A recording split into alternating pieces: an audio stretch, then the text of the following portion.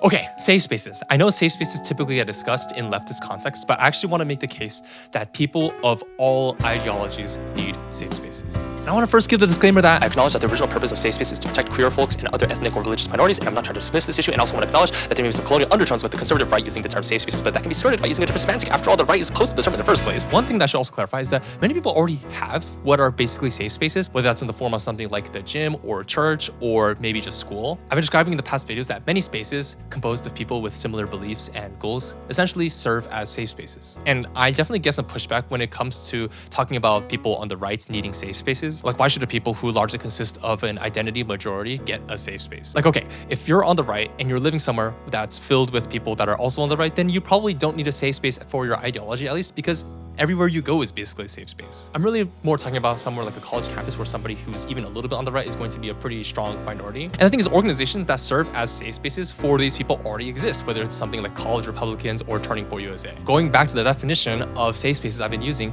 a place where a certain people, typically a marginalized minority, can feel their existence is valued, their views are valued, and they can be respectfully challenged. I think that everybody deserves to feel that their existence is valued. I think that people deserve to feel that their views are valued. I do think people should all be respectfully challenged. And to which some people might say that they are concerned that safe spaces for conservative people might turn into echo chambers. But critiques like this are exactly what conservatives say about safe spaces in general.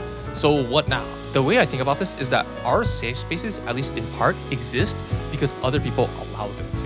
Even if we deem our spaces to be morally just, protecting, and productive, if enough people, especially people of power, were to decide that these kinds of safe spaces should not exist, we could lose a lot of these. And given the exclusive nature of safe spaces, because that's how they kind of have to be, a lot of times people of power are outsiders to these safe spaces. Which means that safe spaces, at least to some degree, must get the trust of outsiders that they are not just echo chambers. As outsiders to other safe spaces, it's on us to uphold that same kind of trust to other safe spaces so we can protect the very concept of safe spaces in general. So the best we can do is make sure that our own safe spaces are maintained properly, trust that other safe spaces are as well, while also making sure that our safe spaces are not being threatened. Now, I just know that this topic is going to be more contentious, so I am hoping that we can keep the discussion about this more safe. Again, all in service of making sure people feel like their existence is valued, their views are valued, and they can be respectfully challenged.